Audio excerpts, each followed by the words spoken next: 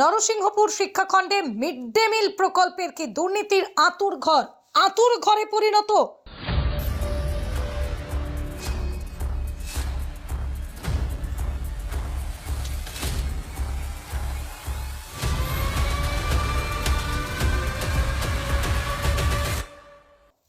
একশো ২৬ নম্বর উত্তর বোয়ালজুর এলপি স্কুলের মিড ডে মিল প্রকল্পে অনিয়মে মুখ থুবড়ে পড়েছে জিরো টলারেন্স বার্তা। ৯১ জন ছাত্রের নথিভুক্তির বিপরীতে উপস্থিত মাত্র ৫ জন রান্না করা খাবারের বদলে বিস্কিট, বাসি ব্রেড। প্রধান শিক্ষিকার বিরুদ্ধে সরকারি অর্থ আত্মসাতের গুরুতর অভিযোগ, তীব্র ক্ষোভ।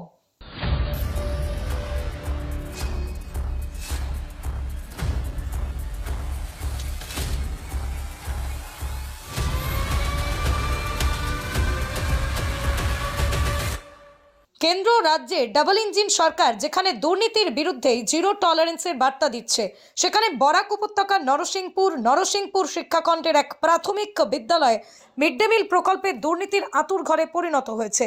ছাত্র সংখ্যার ভুয়ো হিসাব, নিয়মিত খাবার না দেওয়া, সরকারি অর্থ আত্মসাতের গুরুতর অভিযোগে তীব্র ক্ষোভে ফুঁসছে এলাকাবাসী। কেন্দ্র রাজ্যে ডাবল ইঞ্জিন সরকার দুর্নীতির বিরুদ্ধে কঠোর অবস্থানের কথা বললেও বরাক উপত্যকায় তার বাস্তব প্রতিফলন যেন অধরায় থেকে যাচ্ছে। একের পর এক সরকারি বিদ্যালয়ে মিড ডে মিল দুর্নীতির অভিযোগে প্রশাসনের সদিচ্ছা ও নজরদারি নিয়ে প্রশ্ন তুলছে। তারই এক জ্বলন্ত উদাহরণ নরসিংপুর শিক্ষাখণ্ডের অন্তর্গত ১২৬ নম্বর উত্তর বোয়ালজুর এলপি স্কুল।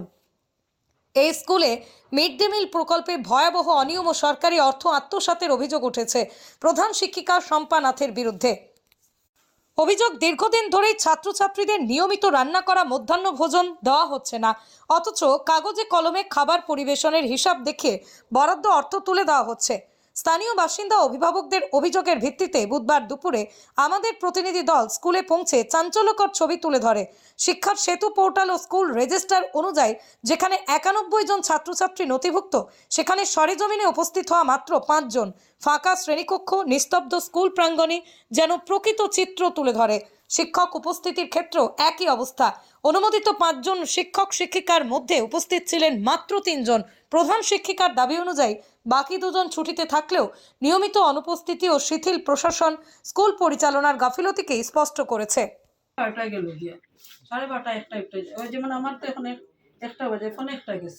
আমি তো আইয়া পাইলাম না ফেরুরে, আমি তো ১২টার সময় আইছি, আইয়া তো ফেরুর পাইলাম না। ১২টায় না স্যার, আপনি কই আইলা ১২টা? আমি তো এখানে দাঁড়ানিতে আসলাম আপনার স্কুলের সামনে। স্কুলটা ১২টার পরে আইয়া ঢুকছি। তারা না ওখানে দাঁড়ানি না দেখেছি, ওখানে দেখলাম আমি বাড়িয়া গেল মণিপুরি ভদ্র মহিলা। আচ্ছা, সঙ্গে বাচ্চাও গেছে আরো। ওখানে তাই বাচ্চা তাই সঙ্গে যাইতো, মণিপুরি এরিয়া তো বাচ্চা যাইতো। সবচেয়ে গুরুতর অভিযোগ উঠছে মিড ডে মিল ঘরে।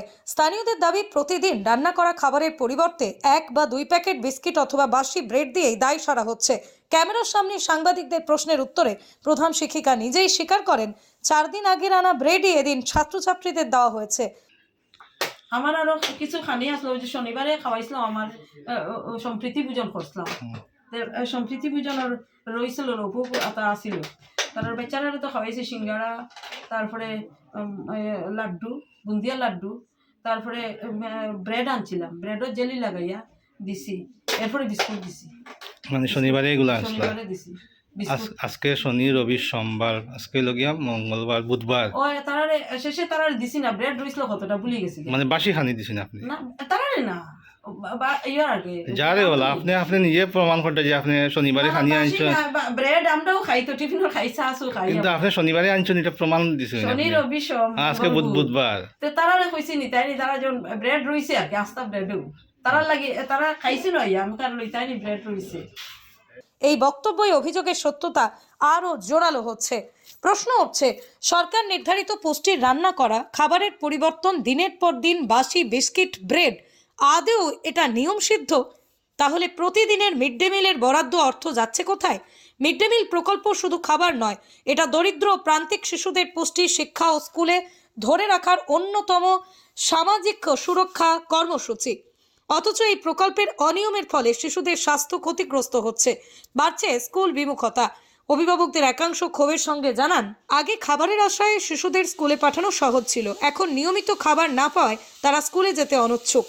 এত বড় অনিয়ম দিনের পর দিন চললেও শিক্ষা বিভাগ, mid day meal monitoring committee কিংবা ব্লক স্তরের আধিকারিকদের কার্যক্রম ভূমিকা কোথায় তা নেমে উঠছে প্রশ্ন।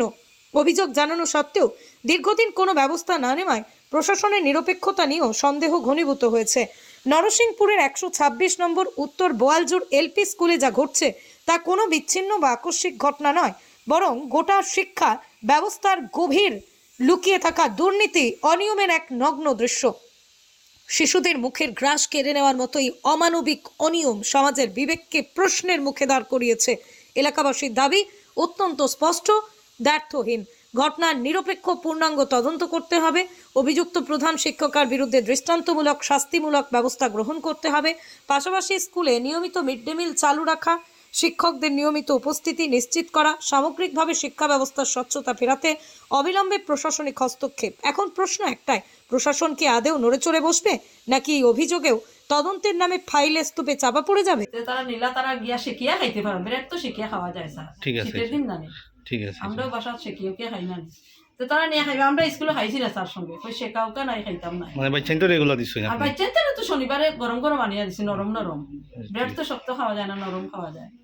ব্রেড আমি গরম কিন্তু আজকে আপনার বাসনপত্র তো করেন না যে আপনি আজকে খানি খাওয়াইছেন। দেখুন আসলে আজকে তো আমি কই আর স্যার খানিকটা হইছে না, বাচ্চারা আইসুন ডিম সিদ্ধ করে দেওয়া হয়েছে। আর বিস্কুটটা হয়েছে কি তা প্রেসিডেন্ট আইয়া জল উঠাইতো, আমার জলটা চুরি করে নিয়েছেন তারা।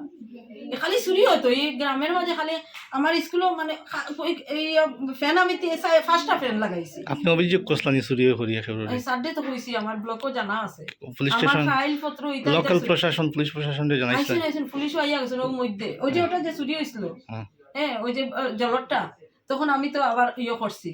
এরপরে আমি ফটো আছে যে টয়লেটটা চুরি হয়েছিল, ওই যে এটা ভেন্টিলেটার ভাঙছে, সব সার্ভে আমি দেখাইছি, ব্লক অফিসার সার্ভে আমি ফটো উঠে আনিয়া দেখাইছি।